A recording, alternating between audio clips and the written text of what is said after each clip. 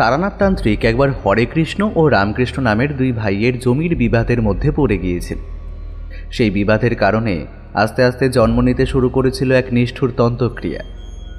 যেই সাধনার ব্যাপারে তিনি নিজেই ভালোভাবে জানেন না, সেই সাধনায় বেরিয়ে আসা এক পিশাচকে কি রোধ করতে পারবেন নাকি তিনি, নাকি দুই ভাইয়ের মধ্যে এক ভাইকে নিজের প্রাণ হারাতে হবে? শেষ অবধি তিনি কি পারবেন এই সকল সমস্যার সমাধান করতে, নাকি এমন কিছু ঘটবে যা তিনি নিজেও ভাবতে পারেননি? এই সকল প্রশ্নের উত্তর পাবেন আজকের এই গল্পে।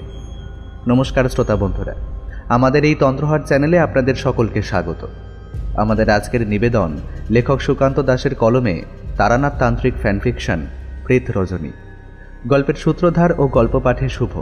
তারানাথের চরিত্রে RNM অভিষেক, অন্যান্য চরিত্রে রাজ, সৌম্যদীপ, অভিষেক, দীপ্তিমান ও পার্থ। শুরু হতে চলেছে আজকের গল্প তারানাথ তান্ত্রিক ফ্যানফিকশন প্রেত রজনী।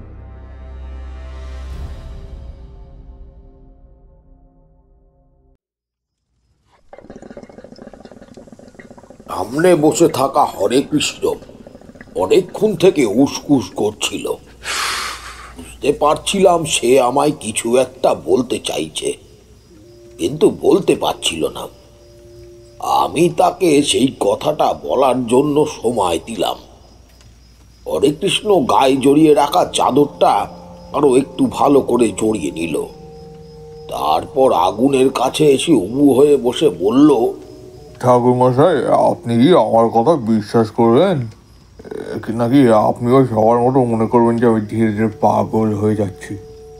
আমি তার মুখের দিকে বেশ কিছুক্ষণ তাকিয়ে রইলাম। তারপর বললাম, দেখো হরে কৃষ্ণ, তোমার সঙ্গে আমার সাক্ষাৎ হয়েছে আজ মাত্র একটা দিন হয়েছে। এর মধ্যে তো তোমার সম্পর্কে আমি তেমন কিছুই বলতে পারি না। তবে আমার মনে হয় না তোমার কোনো সমস্যা রয়েছে, কিন্তু কোনো কারণে তুমি যে ভীষণ ভয় পেয়ে থাকো এটা বুঝতে পারছি। আসলে কি হয়েছে বলো তো? আসলে কি হয়েছে সে কথা আমি নিজেও ঠিক জানি না ঠাকুর মশাই, তবে বেশ কয়েকদিন ধরে খুব খুব ভয় ভয় রয়েছি আমি। আমাদের পাশেই রাখা ছিল একটা হুঁকো। এই হুঁকোতে আমি মাঝে মাঝে গুড়ুক গুড়ুক করে টান দিচ্ছিলাম।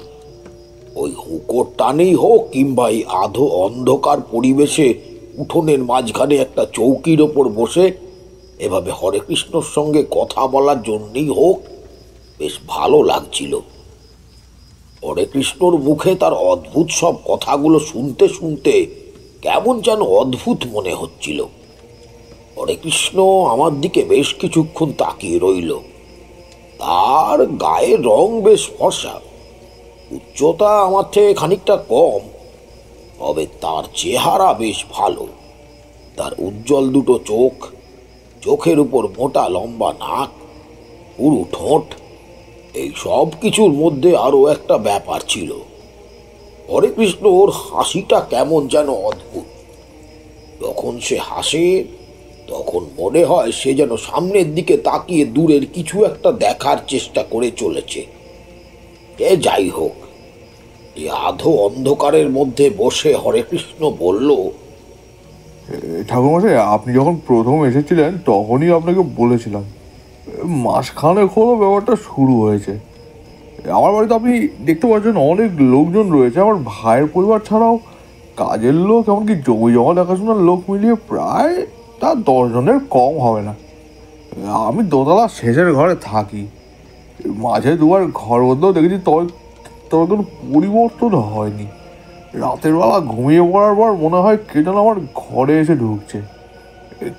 কথাটা কিন্তু আমার এমনি এমনি মনে হয় না ঠাকুরমশাই। আসলে এই কয়েকদিন ধরে আমি আমি জানি স্বপ্নের মধ্যেও আমি আমি কেমন ভয় পেতে শুরু করেছি।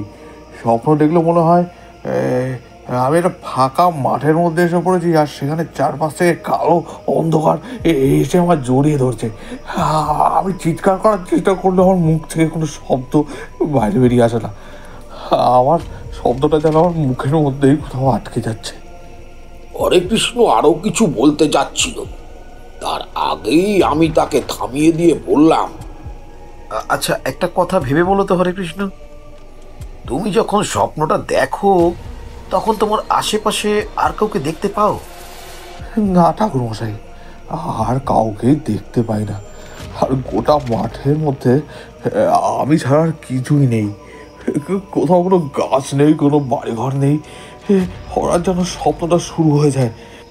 আচ্ছা, স্বপ্নটা দেখে তোমার যখন ঘুম ভাঙে তখন কি তোমার মনে হয় তোমার আশেপাশে একটা কালো ধোঁয়া যেন একটু আগেই ছিল, আর তুমি চোখ খোলার সাথে সাথেই সেই ধোঁয়াটা কোনো একটা পথে বেরিয়ে গেছে? কথাটা শুনে হরেকৃষ্ণ আমার দিকে অবাক হয়ে তাকিয়ে রইল। আমি আবার একটা টান দিলাম। হুকোর শব্দটা যেন চারপাশে নিস্তব্ধতাটুকু খান খান করে দিল। আমাদের ছোট চৌকি থেকে কিছুটা দূরে আগুন জ্বলছে। এবার হরেকৃষ্ণ আমার দিকে খানিকটা সরে এলো, তারপর বলল, আপনি কি করে জানলেন বলুন তো ঠাকুরমশাই? ওটাই তো আমি বলতে চাইছিলাম। স্বপ্ন ভেঙে যাওয়ার পর আমার মনে হয় আমার ঘরের আশেপাশে কিছু যেন একটা ছিল। একটু আগে চলে গেল, চোখ খোলার সাথে সাথেই। আগের মুহূর্তে মনে হয় চোখ খুললে আমি দেখতে পাবো আমার আমার মুখের কাছে কেউ যেন ঝুঁকে আবার দেখছে। হরেকৃষ্ণর কথা শুনে চুপ করে রইল। আসল কথাটা তাকে বললে সে বড্ড ভয় পাবে, তাই বললাম, না হরে কৃষ্ণ, আজ অনেক রাত হয়ে গেছে, চলো আজ না হয় শুয়ে পড়ি। কাল সকালে এ বিষয়ে আমি তোমায় কিছু বলবো। এখন সে কথা বলার জন্য উপযুক্ত সময় নয়। আর তুমি একটা কাজ করো, তোমার বাড়িতে নিশ্চয়ই লোহার কিছু রয়েছে, যেমন ধরো লোহার কোনো কাটারি কিংবা লোহার ছুরি কিংবা আর যে কোনো কিছু, বা ছোট কোনো লোহার পেরেক পর্যন্ত হলেও হবে। আজ ঘুমোবার সময় সেটা তুমি তোমার বালিশের তলায় রেখে দাও। আর তোমার ঘরে যে জানলা রয়েছে সেই জানালার নিচে আরেকটা, আর দরজার ভেতরের দিকে আরেকটা পেরেক রেখে তারপর তুমি ঘুমোতে যাও। তারপর কাল সকালে আমায় জানাও তো আসলে কি হচ্ছে। হরেকৃষ্ণ আমায় ভরসা করতে পারছিল, কিন্তু একটা ভয় যেন তাকে চারপাশ থেকে ঘিরে ধরছিল। হরেকৃষ্ণ আমার কথায় হাঁটতে হাঁটতে নিজের ঘরের দিকে চলে গেল। আমার জন্য একটা ঘর দেওয়া হয়েছিল, আমিও সেখানে চলে গেলাম। তামাক খেয়ে বেশ বুঝতে পারছিলাম ঘুমটা বেশ ভালোই হবে। আমি হাঁটতে হাঁটতে আমার জন্য বরাদ্দ করা ঘরে ঢুকলাম। ঘরের দরজা বন্ধ করে বিছানায় শুয়ে পড়তে হঠাৎ করে একটা কথা মনে পড়ে গেল। হরেকৃষ্ণ যে কথাটা বলল, এমন একটা কথা অনেক দিন আগে আমি শুনেছিলাম। আসলে এটা এক ধরনের প্রক্রিয়া। কোনো মানুষের ওপরে এক বিশেষ ধরনের ক্রিয়া চালনার মাধ্যমে এমনটা করা যায়। এই প্রক্রিয়ায় সেই মানুষকে আস্তে আস্তে ভয় দেখিয়ে তাকে মানসিক রোগীতে পরিণত করা যায়। আসলে কেউ বুঝে উঠতে পারবে না যে কি হয়ে চলেছে। তারপর একদিন হঠাৎ করেই সেই অশুভ শক্তি যে মানুষের জীবনে নামিয়ে আনবে মৃত্যুর গ্রাস। ব্যাপারটা মনে মনে ভাবতেই কেমন যেন শিউরে উঠলাম। তাহলে কি হরেকৃষ্ণের উপরেও কেউ এমন একটা প্রেত চালনা করেছে? সেসব ভাবতে ভাবতে কখন যেন ঘুমিয়ে পড়েছিলুম মনে নেই।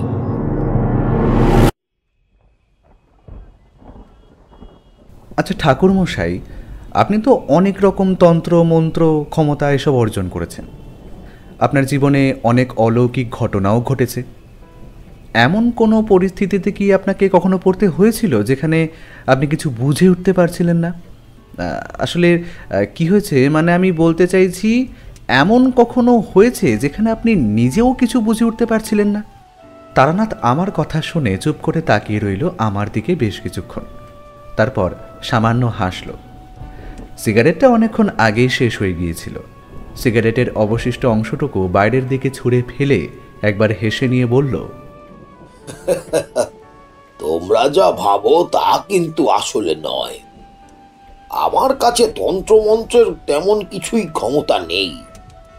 যা রয়েছে তা মধুসুন্দরী দেবী আর মাতু পাগলির দান। তবে সে ক্ষমতা খুব একটা বেশি না, আর তা নিয়ে আমি কখনোই গর্ব করি না। এটুকু ছিল তা অনেক দিন আগেই কমে এসেছে। সামান্য যা রয়েছে তা তোমাদের ওই ভেলকি দেখানোর মতোই বলতে পারো। হাত দেখা আর পুষ্টি বিচার করার ক্ষমতাটা এখনো রয়ে গেছে, তাই করে খেতে পাচ্ছি, না হলে কি যে হতো। ঠাকুরমশাই, আপনি সবসময় এই কথাই বলেন, তবে আপনার যে ক্ষমতা রয়েছে তা তো আমরা জানি। আমরা নিজেও তার প্রমাণ দু একবার পেয়েছি। কিন্তু আগে তো আপনার কাছে নিশ্চয়ই আরও বেশি ক্ষমতা ছিল, তখন আপনি সেই ক্ষমতা দিয়ে অনেক কিছুই করেছেন। তা আমরা জানতে চাইছি, আপনি তো অনেক সময় আপনার থেকে বেশি শক্তিশালী কোনো তান্ত্রিক কিংবা অপশক্তির বিরুদ্ধে লড়াই করেছিলেন, তেমনই কোনো একটা গল্প আর কি। হ্যাঁ, সে আমার জীবনে অনেকবারই হয়েছে। মাঝে মাঝে এমন পরিস্থিতিতে পড়েছি যেখানে মনে হয়েছে আমি কিছুই করতে পারবো না। আমি সামান্য এক সাধক মাত্র। সেই স্থানে আমার তেমন ক্ষমতা নেই যে সেই বিপদ থেকে অন্যকে বাঁচাবো কি নিজে বেরিয়ে আসবো। তবে সেই সব মুহূর্তেই আমি দেখা পেয়েছি মধুসুন্দরী দেবী কিংবা কাল ভৈরবের। আমাদের গ্রামের সেই বর্ষার সময়ের গল্প তো তোমাদের বলেছিলাম, সেই যে সবের উপরে আমি সাধনা করছিলাম আর সেই সব জীবিত হয়ে আমার উপর প্রতিশোধ নিতে এসেছিল। এবার যদি কাল ভৈরব না এসে পড়তো, তাহলে হয়তো সেই মাঠের জলের মধ্যেই আমার অন্তিম দিন নেমে আসতো। তবে এমন অনেকবার হয়েছে যেখানে আমি আমার চেয়ে বেশি ক্ষমতাশালী কারোর সাথে লড়াই করে জিততে পেরেছি, নেহাত নিজের ওপর বিশ্বাস আর মনের মধ্যে থাকা কোনো এক শক্তির জন্য। তেমন গল্পই আজ তোমাদের বলছি। বাইরের আকাশটা কালো হয়ে এসেছিল, কিন্তু বৃষ্টি সকাল থেকে হয়নি। বাড়ি থেকে বেরোবার সময় ছাতা নিয়ে এলেও ছাতা খুলতে হয়নি। মাসের শেষ, তাই আমরা হেঁটেই এসেছি। হাঁটতে হাঁটতে একসময় কিশোরী বলছিল, বহুদিন হলো কোথাও যাওয়া হয়নি। এই অফিস আর ছুটির দিনে তারানাথের কাছে যাওয়া, এই সমস্ত কিছু যেন একরকমই হয়ে আসছে, তার বাইরে কিছুই হচ্ছে না। কোথাও ঘুরতে যাওয়ার কথা বলছো কি? তা গিন্নি অনেকদিন ধরেই এই কথা বলছিল, নেহাত শ্বশুরবাড়ি যাওয়া যেতেই পারে, কিন্তু সে আমার ভালো লাগে না, বুঝলি। তার চেয়ে বরং কোনো গ্রাম থেকে কয়েকটা দিন ঘুরে এলে বড় ভালো লাগতো। শহরের কাছে এই এত লোকজন, যানবাহন আর ধুলো, মাঝে মাঝে কেমন যেন মনটা হাঁপিয়ে ওঠে। তোমার সেই মাসির বাড়িতে গেলে হয় না?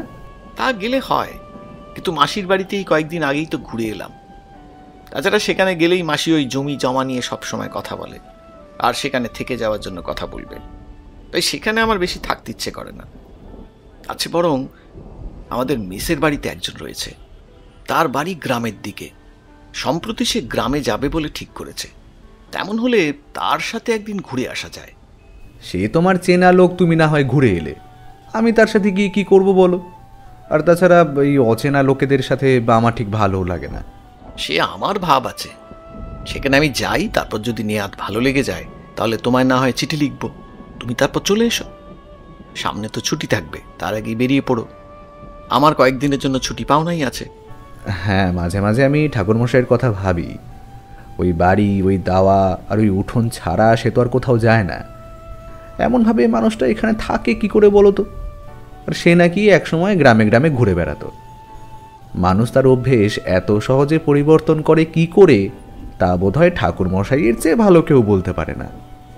ঠাকুরমশাইকে বাইরে থেকে দেখে যতটা সহজ মনে হয়, ভেতরে কিন্তু ঠাকুরমশাই ততটা সহজ নয়। তার মধ্যে এমন অনেক কিছুই আছে যেগুলো এখনো পর্যন্ত আমরা জানতে পারিনি। হঠাৎ করে সে সমস্ত কিছু ছেড়ে ছুড়ে সংসার জীবনে চলে এলো, অথচ কথায় কথায় সে বলে সেই জীবন নাকি ভালো ছিল। তাহলে এমনটা করলো কেন? তোমার কি এসব নিয়ে কখনো সন্দেহ হয় না? কিশোরী মাঝে মাঝে এমন কথা বলে যে বড্ড হাসি পায়। তারানাথ তার সাধনার জীবন ছেড়ে সংসার জীবনে এসে পড়েছে, তার পেছনে সন্দেহ করার মতন কি থাকবে? কিশোরী বড্ড সন্দেহবাদী, সে কথা আমি জানি বটে, কিন্তু এটা যেন একটু বাড়াবাড়িই মনে হচ্ছিল। তাই বললাম, তুমিও না সত্যি। আর তার মাঝে সংসারে ফিরে আসার পেছনে কারণও ছিল তার পরিবারের লোকেরা। সে তো নিজেই বলেছে তার পরিবারের লোকেরা জোর করে তার বিয়ে দিয়ে দিয়েছিল। তারপর স্ত্রীর সাথে সে শহরে এসে পড়ে। তারপরের বাকিটুকু তো আমাদের জানাই। যেদিন তার পরিবারের লোকেরা তাকে ধরে নিয়ে এসেছিল, তার আগেই তার সাথে মধুসুন্দরী দেবীর দেখা হয়েছে। মধুসুন্দরী দেবী যখন বলেছিলেন ঠাকুরমশাই যেন অন্য কোনো নারীর কাছাকাছি না যায়, তাহলে ঠাকুরমশাইয়ের সাথে তার স্ত্রীর বিবাহ এত সহজে কেন মেনে নিলেন? সেই সাঁওতালি মেয়ের কথা মনে আছে? সেবার যখন ঠাকুরমশাই মধুসুন্দরী দেবীর কথা বলেছিলেন, সেই সাঁওতালি মেয়েটির সঙ্গে ঠাকুরমশাই দু এক কথা বলেছিলেন বলে মধুসুন্দরী রাগ করেছিলেন, অথচ তারানাথ বিয়ে করে নিলেন। হ্যাঁ, ব্যাপারটা আমার কিন্তু ঠিক বিশ্বাস হয়নি। আমি অবাক হয়ে রাস্তার মধ্যে থমকে দাঁড়িয়ে কিশোরীর দিকে তাকিয়ে রইলাম। বেশ কিছুক্ষণ সে আমাকে ওভাবে তাকিয়ে থাকতে দেখে একটু অপ্রস্তুত হয়ে বলল, আরে তোমার আবার কি হলো? ওভাবে তাকিয়ে আছো কেন? সত্যি কিশোরী, সব কিছুর কিন্তু একটা সীমারেখা থাকা প্রয়োজন, জানো তো। কারণ তোমার এত বেশি কৌতূহল আর এত বেশি সন্দেহ কিন্তু ভালো নয়। যদি কখনো সে জানতে পারে তাহলে নিতে পারবে না কিন্তু। আর যাই হয়ে যাক না কেন, ঠাকুরমশাই কিন্তু আমাদের চেয়ে বয়সে অনেক বড় আর সম্মানেও বড়। আমার কথায় কিশোরী একটু লজ্জা পেয়ে আমতা আমতা করে বলল, না না, মানে আসলে আমি সে কথা বলতে চাইনি। আর এসব কথা তো আমি ঠাকুরমশাইয়ের সামনে বলছি না, তুমিও বলবে না, সে বিশ্বাস তোমার উপর আছে। চলো চলো, একটু তেলে ভাজা নিয়ে নি। তেলে ভাজা নিয়ে তারানাথের কাছে আমরা এসে পড়েছিলাম। তবে এখানে আসার পরেই কিশোরী সেই সমস্ত কথা যেন ভুলে গিয়েছিল। তারানাথ তেলে ভাজার প্যাকেটটা ঘরের ভেতরে রেখে এসে ঘটির জলে হাত ধুয়ে গুছিয়ে বসল। তারপর বাইরের দিকে তাকিয়ে রইল বেশ কিছুক্ষণ। একসময় মগ্নতা কাটিয়ে বলে উঠল, সেবারে শীতের সময় ঠান্ডাটা যেন একটু বেশি পড়েছিল। শীতের সময় কিন্তু গৃহস্থের বড় আরাম। যারা পথে পথে ঘুরে বেড়ায় কিংবা বাড়ির বাইরে থাকে তাদের বড় কষ্ট। গৃহস্থ হলে দিনের বেলা সূর্য বাইরে বেরিয়ে এলে রোদে বসে শরীর পোহানো যায়। রোদে জল রাখলে সেই জল হয়ে ওঠে গনগনে গরম। তারপর সেই জল শরীরে ঢেলে স্নান করলে গোটা শরীর যেন জুড়িয়ে যায়। মাথায় না ঢাললেই হলো, না হলে যে সমস্ত চুল পড়ে ন্যাড়া হয়ে যেতে হবে। হ্যাঁ, যাকগে, দুপুর গড়িয়ে বিকেল হতে শুরু করলো। ঠান্ডা যেন এসে স্পর্শ করতে শুরু করে, তারপর ধীরে ধীরে যত অন্ধকার নামে তত ঠান্ডা এসে পড়ে।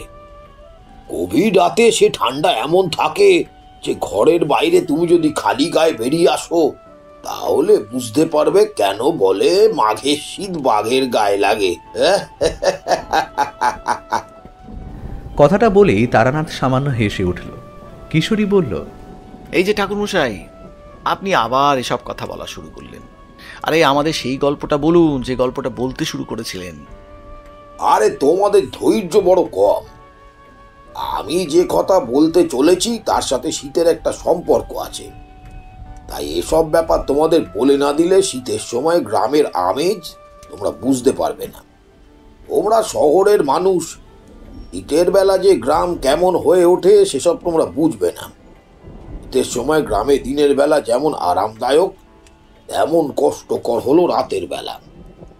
আর তেমন ঠান্ডা রাতে যদি তোমায় পথে পথে কাটাতে হয় কিংবা কোনো গাছের তলায় আর বা কোনো শ্মশানে বসে থাকতে হয়, তো মনে হবে এর থেকে বরং সাধনা ছেড়ে বাড়িতে বসে থাকলে ভালো হতো। বাড়িতে অন্তত গরম কাঁথার মধ্যে ঢুকে দুটো হাত ঘষতে ঘষতে গরম অনুভব করা যাবে। যে রাতে শিশির পড়তো সে রাতে আরো কষ্ট। খোলা জায়গায় শুয়ে থাকলে গালে কপালে এমনকি পিঠের তলা পর্যন্ত ভিজে আসতো সেই শিশিরে। কিন্তু আমি তখন অন্য মানুষ, এসব তখন আমার গায়ে খুব একটা লাগতো না। হ্যাঁ, ঠান্ডার সময় কষ্ট হতো বটে, তবে সেটাও যেন কেমন অভ্যেস হয়ে গিয়েছিল। এমনি এক ঠান্ডার সময় গিয়ে পড়েছিলুম বৈকুণ্ঠপুরে হরেকৃষ্ণ ঘোষের বাড়িতে। ব্যাপারটা তাহলে প্রথম থেকেই বলি। হরেকৃষ্ণ ঘোষের বাড়িতে আমার কিন্তু হঠাৎ করে যাওয়া হয়নি। একদিন সেই গ্রামের বাইরের দিকে গাছের তলায় বসে রয়েছি, এমন সময় একজন লোক পথ দিয়ে হেঁটে যাচ্ছে। তার পরনে সাদা রঙের ধুতি, গায়ে একটা জামা, তার হাতে একটা ছোট কাপড়ের ব্যাগ। বোধহয় মনে মনে কিছু একটা হিসেব করতে করতে সে বাইরের পথ দিয়ে গ্রামে এসে ঢুকেছিল। হঠাৎ করে আমার দিকে চোখ পড়তে সে থমকে দাঁড়িয়ে পড়ল। তারপর ধীরে ধীরে এগিয়ে এলো আমার দিকে। আমি গাছের তলায় বসেছিল। সে আমার দিকে এগিয়ে আসতেই আমি একটু সচেতন হয়ে তার দিকে তাকালাম। তার মুখে একটা হাসি দেখা গেল। সে হাসিটা যেন কেমন অদ্ভুত। সে হাসতে হাসতে হাত জোড় করে আমাকে প্রণাম করে বলল, পেলাম হয় ঠাকুর মশাই। আমার ভাই বলেছিল আপনি নাকি কাল সন্ধেবেলাতে ওই গাছের তলায় বসেছিলেন। তাহলে এই শীতের সময় গোটা রাত কাটালেন কোথায়? তার কথায় আমি সামান্য হাসলাম। তারপর প্রতি নমস্কার করে বললাম,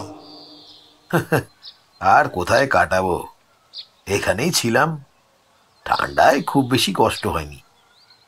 আমার কথা শুনে সে যেন আকাশ থেকে পড়ল। লম্বা জিভ কেটে দুবার মাথায় চাপড় মেরে বলল, থি থি থি থি থি।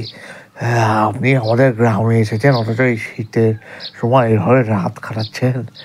একটু কষ্ট করে আমার বাড়ির কাছে গেলেই তো হতো। আমারই ভুল হয়েছে ঠাকুর মশাই। ভাইয়ের কথা শুনে যদি কাল রাতের দিকে আপনার কাছে কাউকে পাঠিয়ে দিতুম, তাহলে আপনাকে এসে নিয়ে যেত। আসুন আপনি আমার সাথে আমার বাড়িতে আসুন।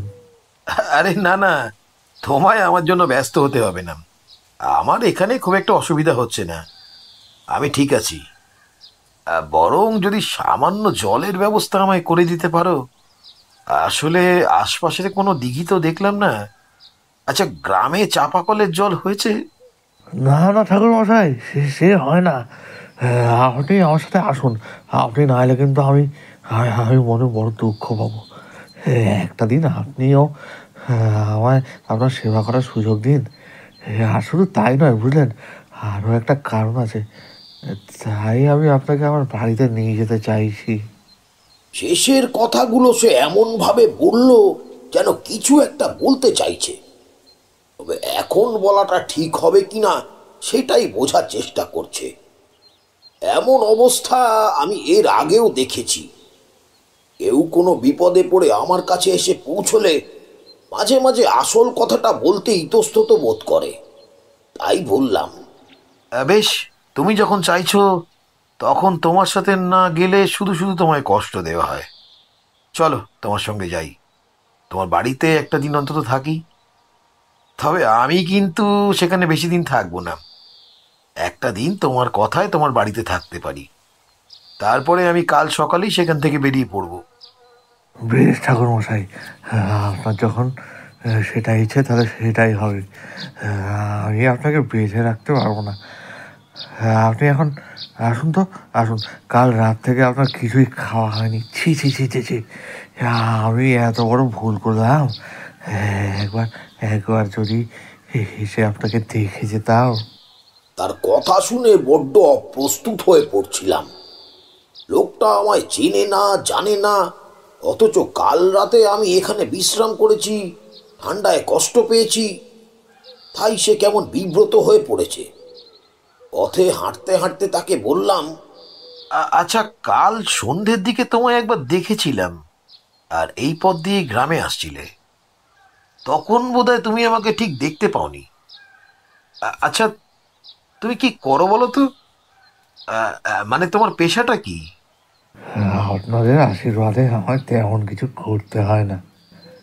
বাপ ঠাকুরদা অনেক জমি জমা রেখে গেছে, সেই জমি জমা দেখাশোনা করি। তা থেকে এই যা ধান গম হয়, যা উঠে আসে তা বিক্রি করে বেশ টাকা হয়ে যায়। আমার তো ছোট্ট সংসার ঠাকুর মশাই। আমি, আমার ভাই, ভাইয়ের বউ, তাদের একমাত্র ছেলে, আর দুজন কাজের লোক রয়েছে। তাছাড়া আরও কয়েকজন লোক বাড়িতেই থাকে, কাজকর্ম করে, এটা ওরা দেখে।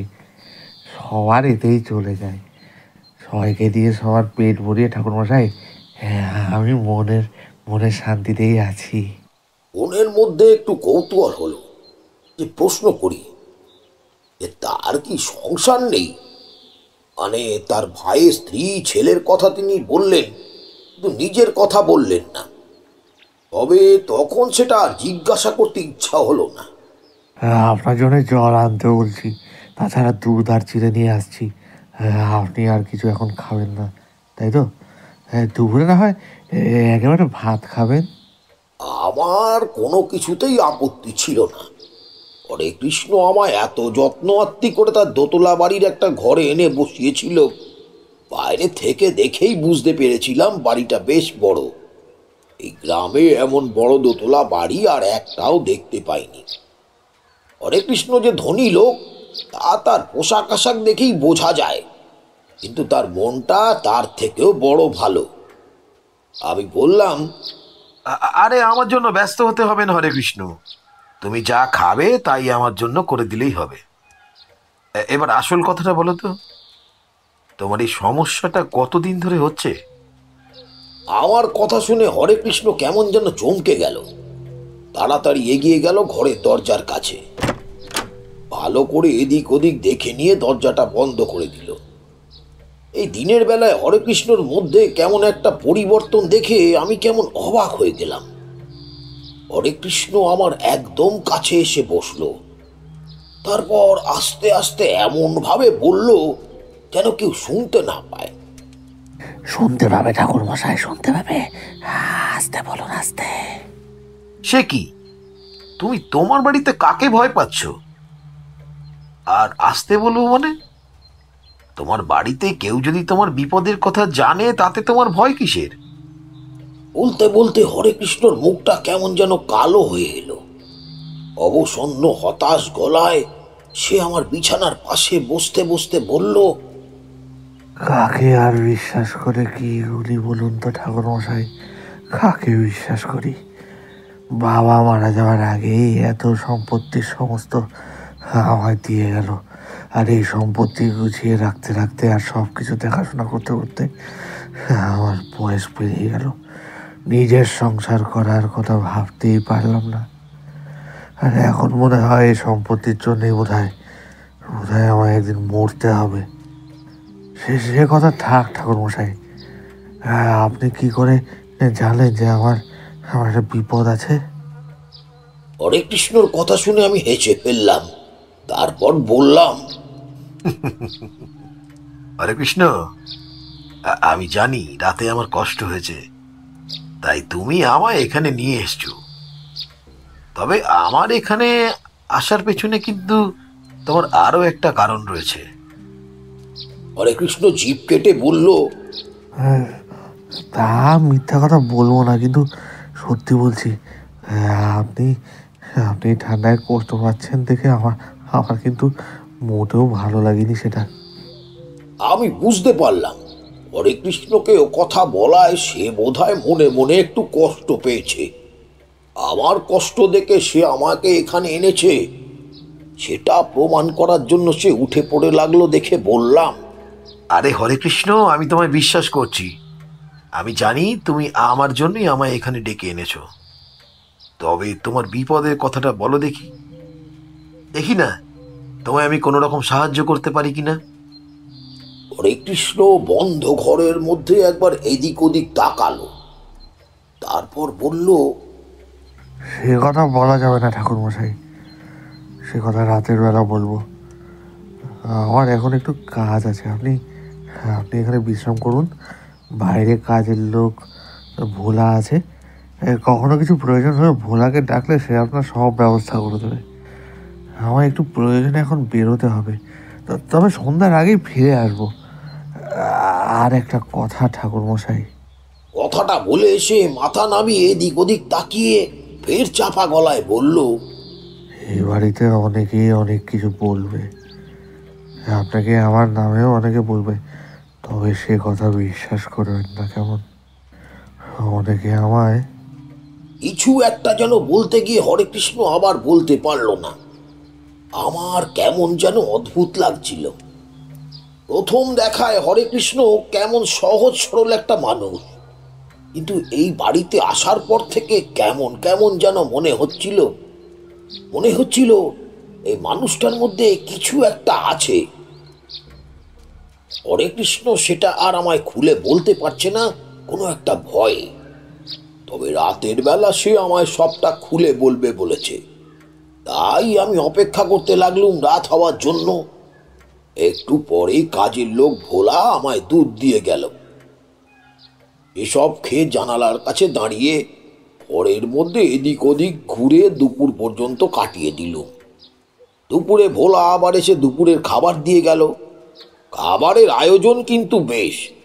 গরু চালের ভাত, মাছের মাথা দিয়ে মুগ ডাল, তাছাড়া বড় বড় মাছ ভাজা, রুই মাছের কালিয়া, চাটনি, পাঁপড়, মিষ্টি, এমনকি গ্রামের মিষ্টির দোকানে দই পর্যন্ত রয়েছে। অনেক দিন পর এমন পেট পুড়ে খাওয়া হলো। খেতে খেতে একসময় বুঝতে পারলাম খাওয়াটা বড্ড বেশি হয়ে গেছে। এমন ভরপেট খেয়ে শীতের দুপুরে বিছানায় শুয়ে চোখের পলকে বিকেল কেটে যায়। আমারও তাই হলো। সন্ধ্যের দিকে হরেকৃষ্ণ ফিরে এসে আমার ঘরে ঢুকেছিল। আমি তখন কিছু বুঝতে পারিনি।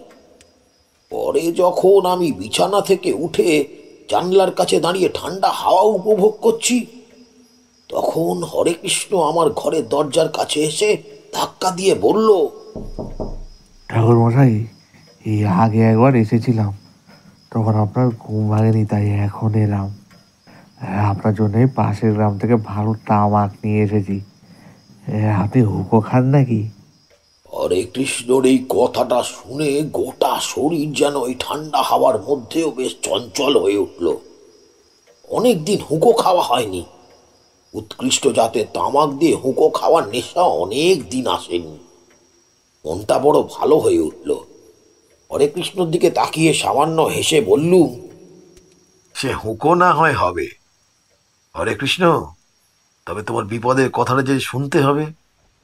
তারপর বাড়ির উঠোনের কাছে চৌকির ওপর বসে আগুনের তাপে তামাক খেতে খেতে হরেকৃষ্ণ আমায় বলে চলল তার সেই অদ্ভুত স্বপ্ন আর ভয় পাওয়ার কথা।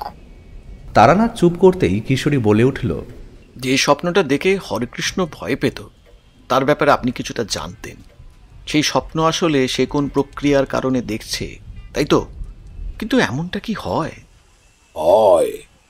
আসলে আমাদের শুভ শক্তি ও অশুভ শক্তি সবসময় যে শারীরিকভাবে তার প্রভাব বিস্তার করে তা কিন্তু নয়। গোপন কিছু গুপ্ত প্রক্রিয়া দ্বারা মানসিকভাবে প্রভাব বিস্তার করা যায়। আর এই হরেকৃষ্ণের উপরেও তেমনভাবে কোনো এক তান্ত্রিক কিংবা সাধক তার সেই প্রক্রিয়া চালনা করেছিল। সেই প্রক্রিয়ার নাম আমি যতদূর জানতাম তা ছিল তন্দ্রাহরণ। তার মানেই প্রক্রিয়ার সাথে ঘুমের সম্পর্ক রয়েছে। কিন্তু তন্দ্রাহরণ মানে তো ঘুম চুরি করে নেওয়া বোঝাচ্ছে। এমনটা কেন ঠাকুরমশাই? এই প্রক্রিয়ায় ঘুমের সাথে এক পিশাচের সম্পর্ক আছে। যে মানুষের উপর ক্রিয়া চালনা করা হবে ঘুমের মধ্যে এমন কিছু দেখতে পাবে এবং সেই সময় তারা আশেপাশে এসে দাঁড়াবে সেই পিশাচ। তারপর আস্তে আস্তে সেই মানুষের মস্তিষ্ককে নিজের কুক্ষিগত করে ফেলবে। তারপর তাকে দিয়ে নিজের ইচ্ছে মতো কাজ করাতে পারবে। বাবা, বিভৎস ব্যাপার তো। আপনি তো সবই বুঝতে পেরেছিলেন, তারপর আপনি কি করলেন? হরেকৃষ্ণকে যে প্রক্রিয়া আমি বলে দিয়েছিলাম তাতে তার কিছু সুবিধা পাওয়ার কথা ছিল।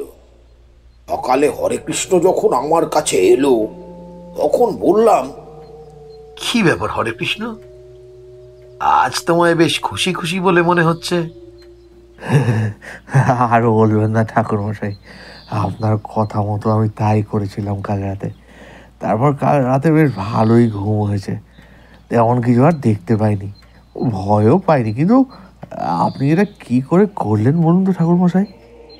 হরেকৃষ্ণর কাছে তার এই বিপদ মুক্তির অতি সাধারণ ব্যাপারটা প্রকাশ করলাম না, তাতে তার পরবর্তীতে সমস্যা হতে পারে। এ যখন ব্যাপারটা বিশ্বাস করেছে এবং তাতে কাজও হয়েছে তাহলে সেটাই থাক। তাই বললাম, তবে বিপদ কিন্তু এখনো কাটেনি হরে কৃষ্ণ। কেউ তোমার ওপর এক অতি ভয়ানক পিশাচ প্রেরণ করেছে। সে প্রতি রাতে তোমার ঘরে এসে উপস্থিত হয়, আর তাই তুমি প্রতি রাতে এমন স্বপ্ন দেখতে পাও। হরেকৃষ্ণ আমার কথায় কিন্তু এবার একটু ভয় পেয়ে গেল।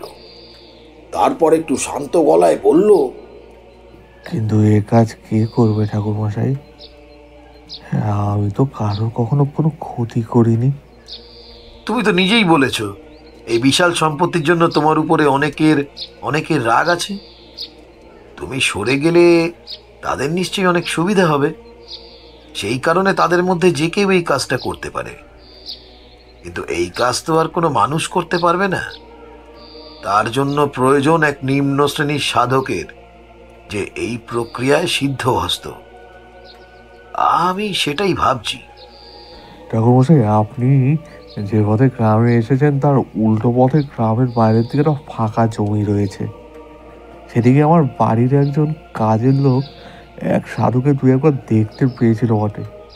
সেই কি এসব করেছে? হতে পারে, এখনই কিছু বলা সম্ভব নয়।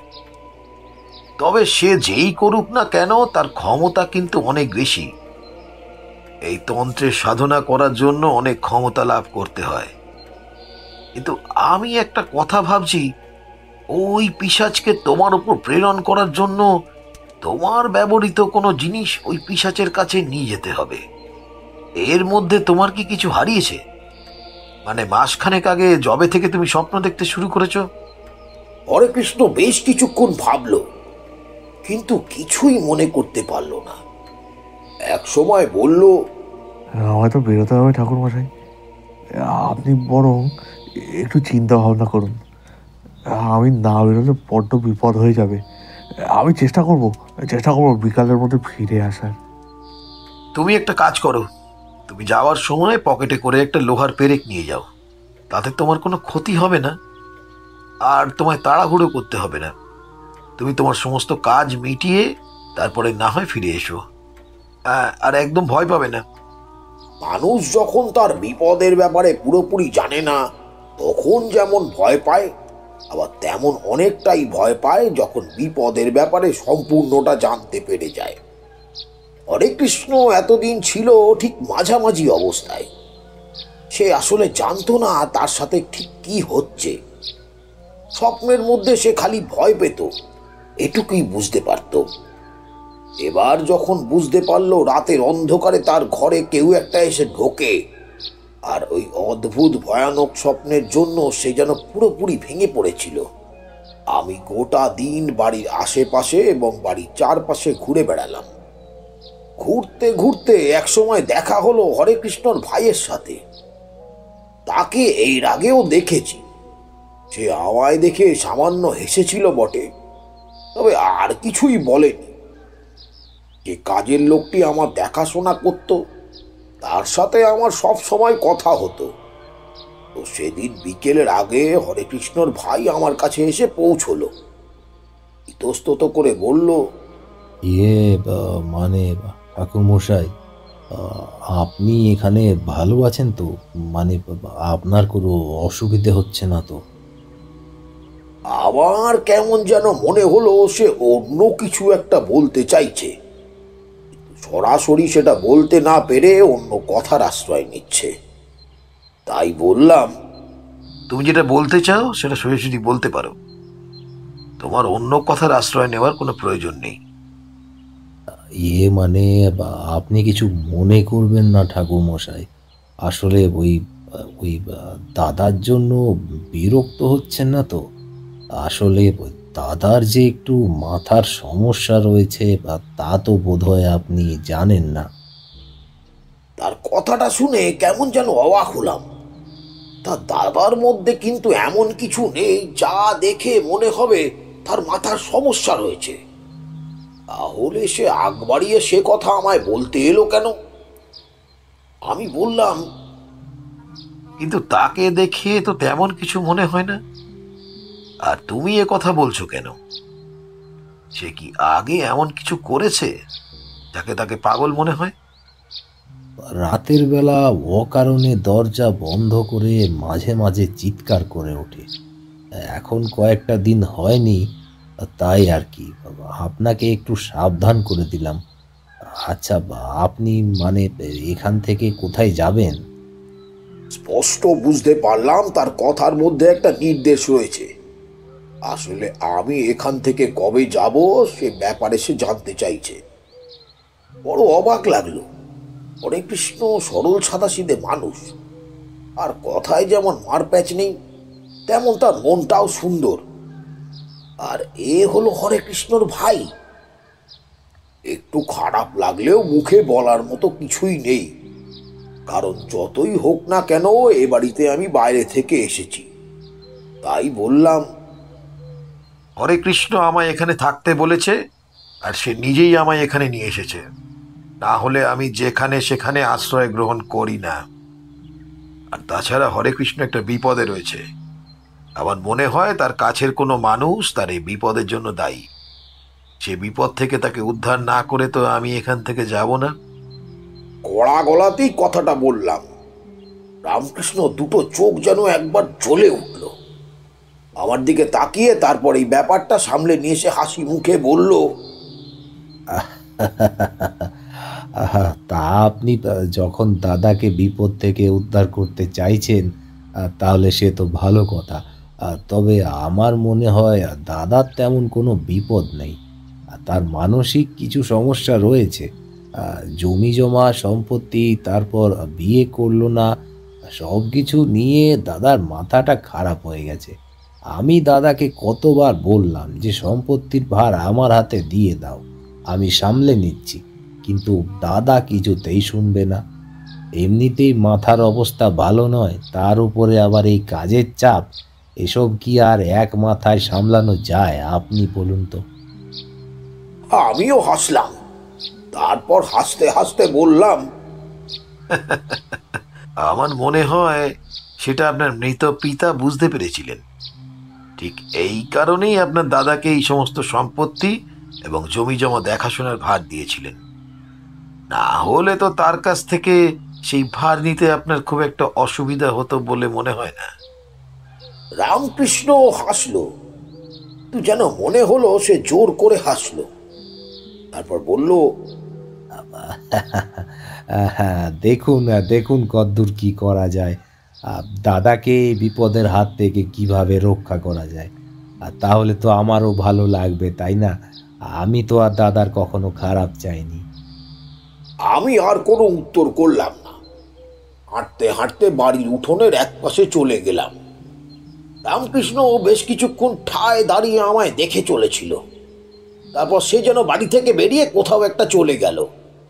আমি অপেক্ষা করছিলাম হরে কৃষ্ণর ফিরে আসার জন্য।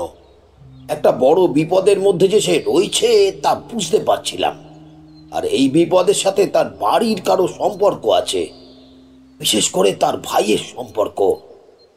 সেটাও কেমন যেন মনে হচ্ছিল। বেশ সন্ধে হয়ে আসার পরেও যখন হরে কৃষ্ণ ফিরে এলো না, তখন আমি কেমন যেন চিন্তিত হয়ে পড়লাম। যে কাজের লোকটি আমার দেখাশোনা করছিল তাকে বলতেই সে লণ্ঠন হাতে এগিয়ে গেল। আমি বাড়ির উঠোনের একদম বাইরের দিকে দাঁড়িয়ে রয়েছি। হঠাৎ করে দেখতে পেলাম গ্রামের অন্য পাশের পথ ধরে একজন হেঁটে আসছে। যে আসছিল সে আমার থেকে কয়েক হাত দূরে থমকে দাঁড়িয়ে পড়ল। আমিও তার দিকে তাকিয়ে রয়েছি। আধো অন্ধকারে তাকে ভালোভাবে দেখা যায় না। সেও আমায় বোধহয় সেভাবে বুঝতে পারেনি, কিন্তু আমার কেমন যেন মনে হচ্ছিল যে দাঁড়িয়ে রয়েছে, এখানে আমার জন্যই এসেছে। বেশ কিছুক্ষণ ওভাবে দাঁড়িয়ে থাকার পর অন্য পাশ দিয়ে কথাবার্তা ভেসে এলো। তাকিয়ে দেখতে পেলাম কাজের লোকটি হরে কৃষ্ণকে এক হাতে শক্ত করে ধরে কোনো রকমে এগিয়ে আসছে। আমার তখন পিছন দিকে তাকিয়ে অন্ধকারে সেই মূর্তিকে দেখার মতো মনের অবস্থা রইল না। তাড়াতাড়ি এগিয়ে গেলাম হরে কৃষ্ণর দিকে। বেশ খানিকটা সামনে এগিয়েছি, এমন সময় দেখি হরে কৃষ্ণ হাসার চেষ্টা করে বলছে, কি আর বলি ঠাকুর মশাই, পথে হেঁটে আসছি, এমন সময় মনে হলো মাথাটা হঠাৎ করে ঘুরে গেল। সন্ধ্যা হয়ে এসেছে, গ্রামের মানুষ এদিক ওদিকে কেউ নেই। ভোলা গিয়েছিল, না হলে কি যে হতো। ভোলা কিন্তু চুপ করে রইল না। সে কথা বলে একরকম হরে কৃষ্ণকে শাসন করতে লাগলো। ভোলার বয়স হরে কৃষ্ণর থেকে অনেকটাই বেশি। আমার কিন্তু এবার সামান্য হাসি পেল।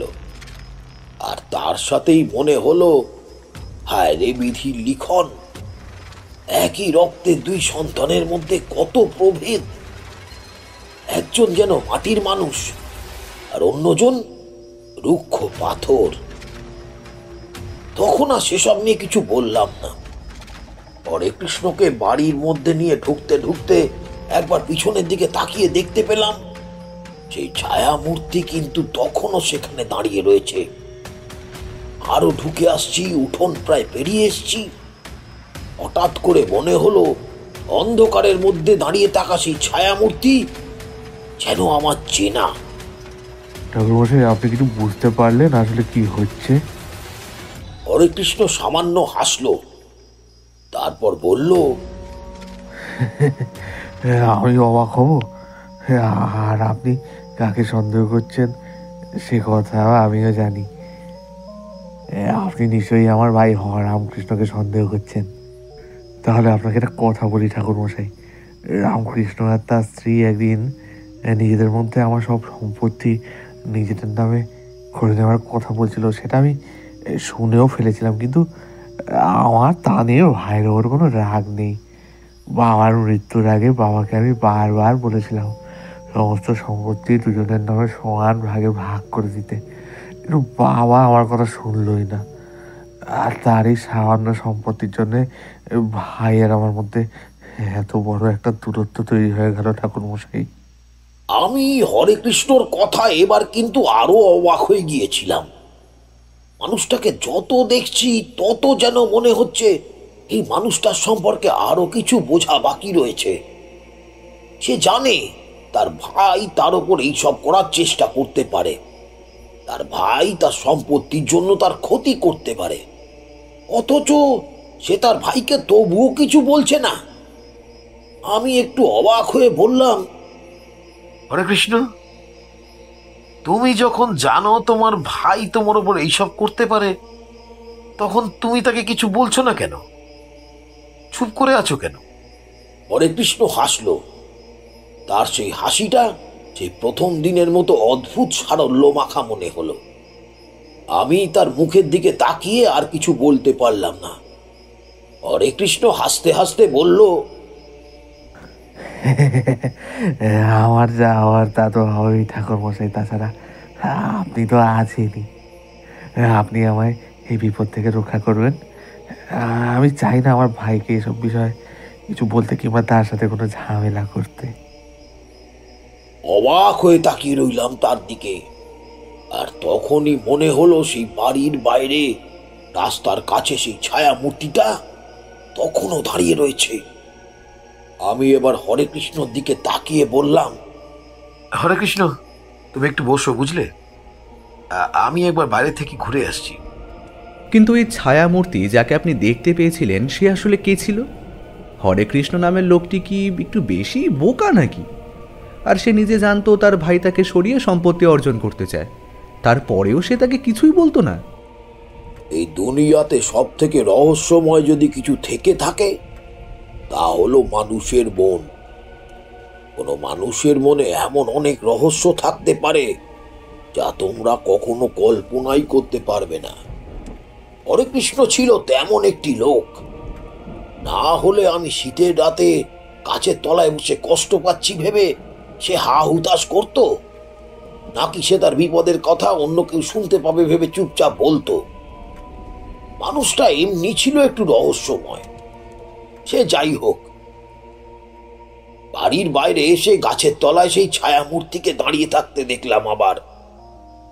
এবার কিন্তু আশেপাশে কেউ কোথাও নেই। অন্ধকার নামতে শুরু করেছে, তার সাথে ঠান্ডা, হু হু করে ঠান্ডা বাতাস বইছে। আমার গোটা শরীর কেমন যেন কাঁপুনি ধরতে লাগলো। কিন্তু সেই ছায়া মূর্তি চুপ করে তখনও সেখানে দাঁড়িয়ে রয়েছে। আমি কয়েক পা সামনের দিকে এগিয়ে গিয়ে বললাম, কিন্তু এখনো তো আমি কোনো বিপদে পড়িনি। তাহলে তাহলে আপনি আবার আমায় দেখা দিলেন কেন? আমার কথা শুনে সেই ছায়া মূর্তির দিক থেকে একটা হাসির শব্দ ভেসে এলো। হাসি শেষ করে সেই সাধু বলল,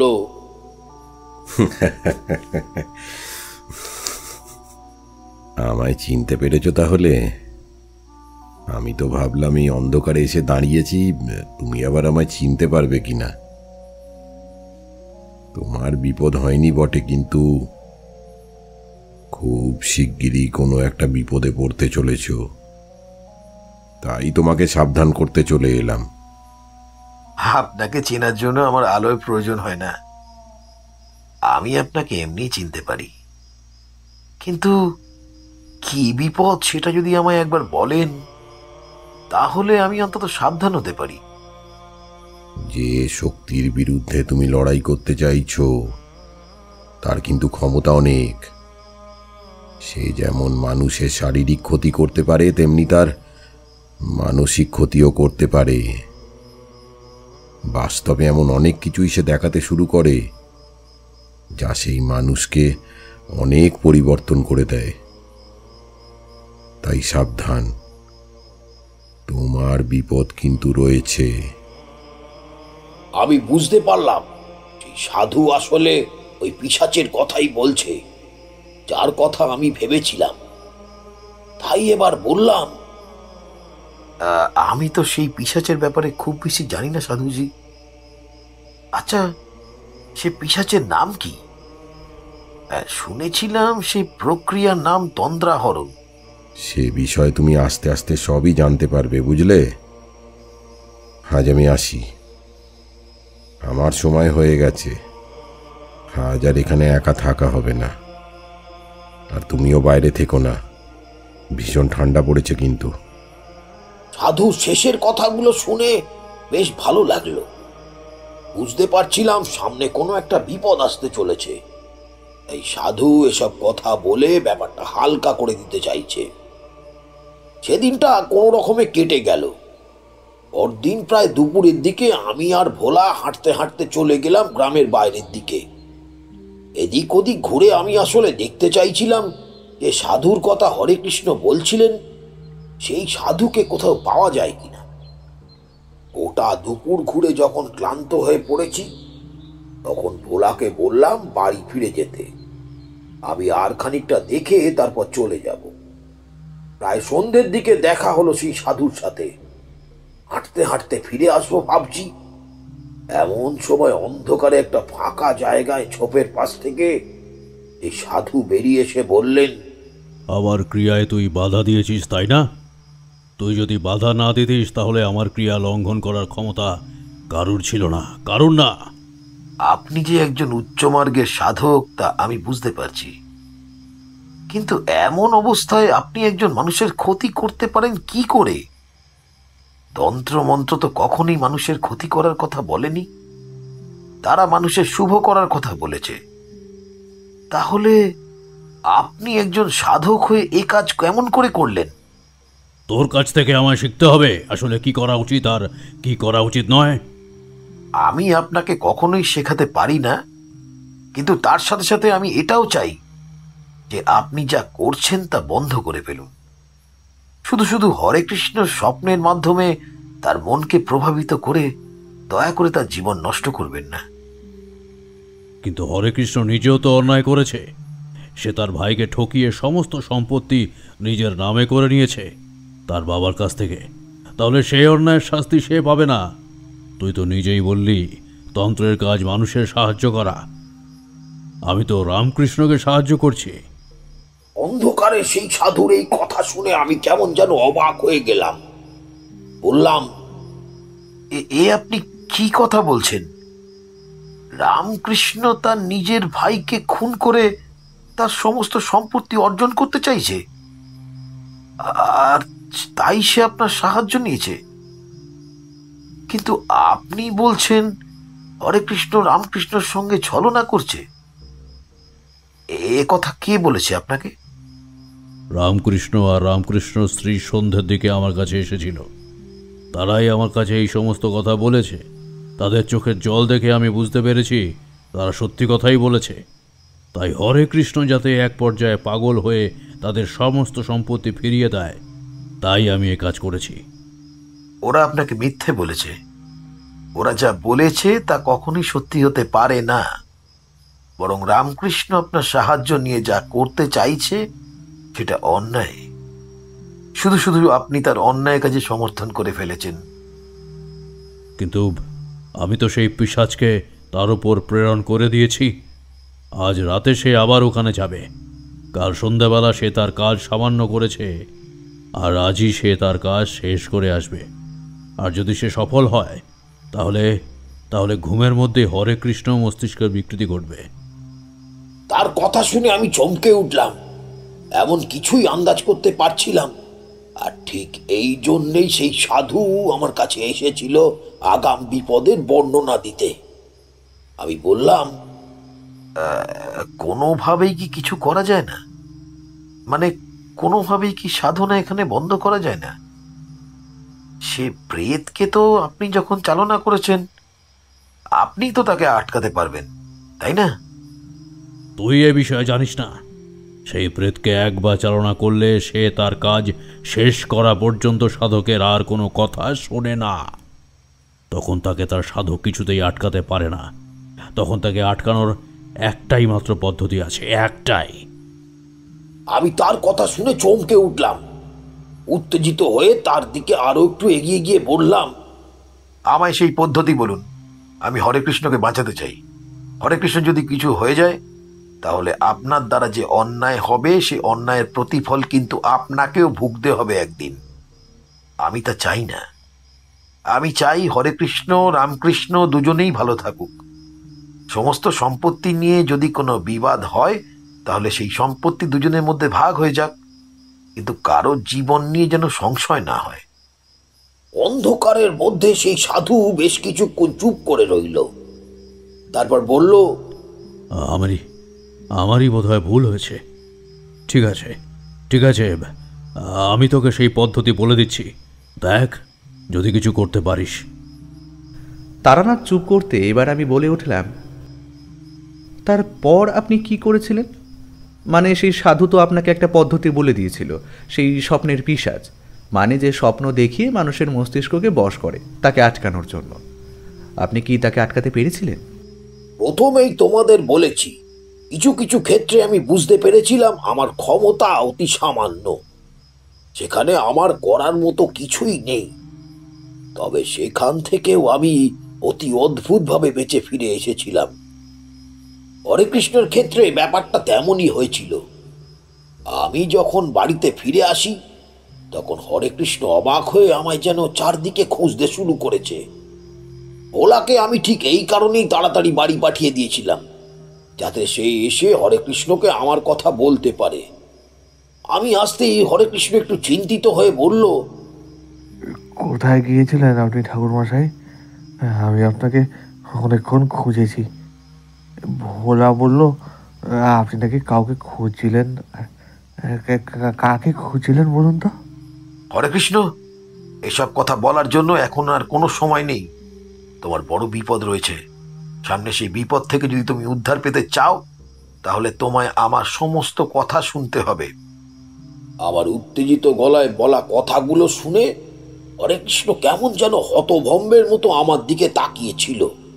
তুমি সেই অদ্ভুত স্বপ্ন কেন দেখছো এবং রাতের বেলা তোমার ঘরে যে আসে তার কথা আমি সম্পূর্ণটাই জানতে পেরেছি, এবং এটাও জানতে পেরেছি তার পিছনে রয়েছে তোমার ভাই রামকৃষ্ণের হাত। তোমার ভাই এক তান্ত্রিকের সঙ্গে মিলে এই কাজ করছে। তোমার ভাই তাকে জানিয়েছে তুমি তাকে সম্পত্তি থেকে বঞ্চিত করেছো। হরে কৃষ্ণ, তোমার মন যেমনই হোক না কেন, তোমার ভাইয়ের মন কিন্তু ভালো নয়। তাই শুধু শুধু কিছু তাকে না বলে তার অপরাধকে প্রশ্রয় দিচ্ছ।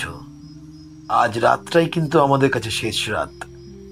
আজ রাতে যদি কিছু করা যায় তাহলে তুমি এই প্রেতের হাত থেকে বাঁচতে পারবে, আর না হলে আমি কেন, অন্য কেউ তোমায় বাঁচাতে পারবে না। আমার কথা শুনে হরে কৃষ্ণ এবার ভয় পেল। ধপ করে সে বাড়ি বিছানার উপর বসে পড়ে বলল, তাহলে কি আজ রাতেই আমার জীবনের শেষ রাত? কাল সন্ধ্যেবেলা আমি আপনাকে দেখেছিলাম পথের ওপর। আমি নিশ্চিত ছিলাম না, তাই কাউকে কিছু বলিনি। কিন্তু এখন মনে হচ্ছে আমি কাল রাতে তাকেই দেখেছিলাম। কাল রাতে যা হয়েছে হয়েছে, তবে আজ রাতে তোমায় সাবধানে থাকতে হবে। আমার কথা মন দিয়ে শোনো হরে কৃষ্ণ, আমি যেগুলো বলছি সেগুলোই করবে। রাত গভীর হলো। আমি আর ভোলা আমাদের ঘরে শুয়েছিলাম, তবে অপেক্ষায় ছিলাম। ওলা মাঝে মাঝে বাইরে বেরিয়ে বাড়ির বাইরের দিক থেকে হরে কৃষ্ণ জানলাটা লক্ষ্য করে আসছিল। একসময় সে উত্তেজিত হয়ে হন্তদন্ত হয়ে আমার ঘরে ঢুকে বলল সেই ঘরে জানলাটা অল্প হাওয়ায় খুলে গিয়েছে।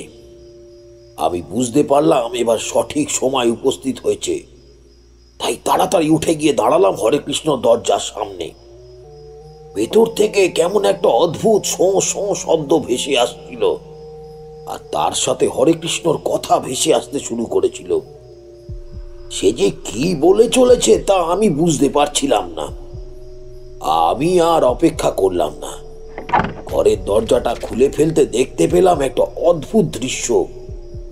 দেখতে পেলাম হরে কৃষ্ণ ঠিক মুখের কাছে মুখ নামিয়ে দাঁড়িয়ে রয়েছে একটা কালো লম্বাটে ছায়া মূর্তি।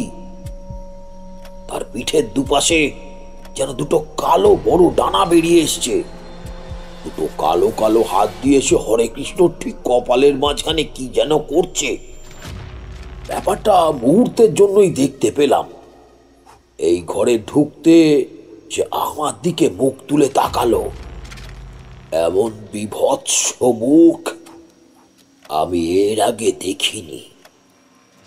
তার মুখে কোথাও চোখের চিহ্ন নেই, তার গোটা মুখটা কালো অন্ধকার দিয়ে তৈরি যেন, আর সেই অন্ধকারের মধ্যে কোনো কিছুর চিহ্ন নেই। অন্ধকারের মধ্যে যেন কয়েকটা গোল ফুটন্ত কালো কালো অন্ধকার। সে চৌকিতে হরে কৃষ্ণর মাথার উপর থেকে আমার দিকে ছুটে এলো। আমার পিছন থেকে ভোলা চিৎকার করে উঠল। তারপরে হঠাৎ করে আমার মাথার ভেতরটা কেমন যেন করে উঠল। আমি দেখতে পেলাম আমি দাঁড়িয়ে এসে পড়েছি একটা ফাঁকা মাঠের মধ্যে। আমার চারপাশে কালো ধোঁয়া কুণ্ডুলিকে পাক খেতে শুরু করেছে। সেই কালো ধোঁয়াগুলো যেন আমায় গিলে ফেলতে চাইছে। বড় বড় সাপের মতো তারা আমায় আষ্টে পিষ্টে জড়িয়ে ধরেছে। আমি চিৎকার করার চেষ্টা করছি, কিন্তু কিছুতেই চিৎকার বেরিয়ে আসছে না। যেন আমার গলা থেকে এক ফোঁটা শব্দ বেরিয়ে গেলে কোনো অনর্থ হয়ে যাবে। আমি বুঝতে পারছি সেই কালো ধোঁয়া আমার বুক পর্যন্ত উঠে এসেছে। আস্তে আস্তে সেই ধোঁয়া আমার গলা লক্ষ্য করে উঠে আসতে লাগলো। আর আশেপাশে আমি তাকিয়ে দেখতে পেলাম যে কালো অন্ধকার আমার গলা পর্যন্ত উঠে এসে আমার নিঃশ্বাস বন্ধ করতে শুরু করলো। ঠিক তখনই সামনের দিক থেকে কালো অন্ধকার সরিয়ে একটা সাদা আলো এসে পড়ল। সাথে সাথে চারপাশের কালো অন্ধকার কোথায় যেন সরে যেতে শুরু করলো। আমার গলা পর্যন্ত উঠে আসা কালো ধোঁয়াটা আস্তে আস্তে যেন হালকা হতে লাগলো। আমার নিঃশ্বাস ফিরে আসতে লাগলো, কিন্তু মুখ থেকে কোনো শব্দ বেরিয়ে এলো না। সেই সাদা আলোর দিকে তাকাতেই বুঝতে পারলাম সাদা আলোর ওপারে কেউ যেন একটা দাঁড়িয়ে রয়েছে, কিন্তু তাকে বোঝার মতো কোনো ক্ষমতা আমার রইল না। আস্তে আস্তে গোটা দৃশ্যটা যেন আমার চোখের সামনে থেকে সরে যাচ্ছিল। যখন সম্বিত ফিরল, দেখতে পেলাম ভোলা আমার মাথার কাছে বসে আমায় দেখে চলেছে।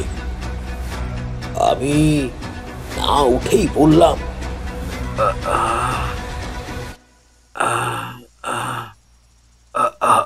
হরে কৃষ্ণ কোথায়? হরে কৃষ্ণ কেমন আছে এখন? হরে কৃষ্ণ কেমন আছে? ওলা বিছানার দিকে দেখিয়ে দিল। আমি দেখতে পেলাম হরে কৃষ্ণ বিছানার উপর শুয়ে রয়েছে। আমার কেমন যেন ভয় হলো। তাহলে কি দেরি হয়ে গেল? তাহলে কি সে তার কাজ ছেড়ে চলে গিয়েছে? তাড়াতাড়ি উঠে বিছানার কাছে গিয়ে দেখলাম হরে কৃষ্ণ আগের মতোই শুয়ে রয়েছে। তার নাকের কাছে হাত রাখতেই বুঝতে পারলাম নিঃশ্বাস পড়ছে। আমি স্বস্তি পেলাম। হরে কৃষ্ণর কপালের মাঝখানে বুড়ো আঙুল রেখে একটা গোপন মন্ত্র পড়তে ধীরে ধীরে চোখ মেলে জেগে উঠল হরে কৃষ্ণ। তারপর বলল, একটা সাদা আলো ঠাকুরমশাই, একটা সাদা আলো হঠাৎ করে এসে আমার চারপাশের অন্ধকারটা সরিয়ে দিল। তারপর কেমন কেমন যেন আমি গভীরভাবে ঘুমিয়ে পড়লাম। তারপর আর কিছুই দেখতে পারছিলাম না, কিছু মনে নেই। আপনি আপনি নিশ্চয়ই কিছু করেছেন, তাই না ঠাকুরমশাই? বলুন বলুন। আমি যে কিছু করিনি তা আমি জানতাম, কিন্তু এই মুহূর্তে সে কথা হরে কৃষ্ণকে বলা ঠিক নয়। তাহলে তার মনের বিশ্বাসটা ভেঙে যাবে। সে আমার উপর বিশ্বাস করে নিজেকে শক্ত করতে পারবে না, তাই তাকে আর কিছু বললাম না। কয়েকটা দিন সেখানে ছিলাম, তারপর আর নতুন করে কিছু ঘটেনি। আমি বুঝতে পেরেছিলাম হরে কৃষ্ণর বিপদ কেটে গেছে, তাই সেখান থেকে ফিরে এসেছিলাম। তবে ফিরে আসার আগে সমস্ত সম্পত্তি যাতে হরে কৃষ্ণ আর রামকৃষ্ণর মধ্যে ভাগ হয়ে যায় তার ব্যবস্থা করে দিয়েছিলাম। রামকৃষ্ণ আমার কাছে ক্ষমা চেয়েছিল এই সমস্ত কিছুর জন্য, তবে সেই সাধুর সাথে কিংবা সেই তান্ত্রিকের সাথে তার মধ্যে আমার আর দেখা হয়নি। তারানাথ গল্প শেষ করতেই আমরা উঠে পড়লাম। পথে নেমে কিশোরী বলল, ওই সাদা আলোটা আসলে কি ছিল বলো তো? মধুসুন্দরী দেবী, নাকি কাল ভৈরব, নাকি সেই সাধু যে ঠাকুরমশাইকে বিপদের পূর্বাভাস দিয়েছিল? তারানাথ নিজেই যা বুঝতে পারিনি তা আমি কি করে বুঝবো বলো তো? এখন চলো তাড়াতাড়ি বাড়ি ফেরা যাক, আকাশের অবস্থাও তো ভালো নয়।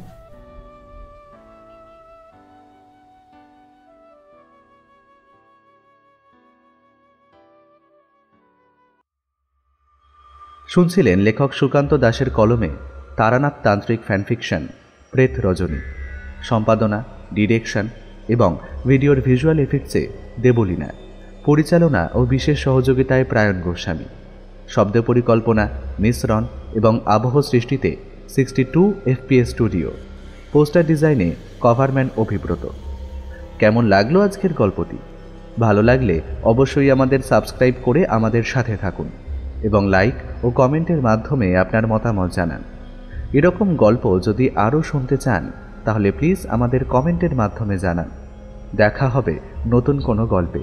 ততক্ষণের জন্য শুভরাত্রি। ভালো থাকবেন এবং সকলকে ভালো রাখবেন।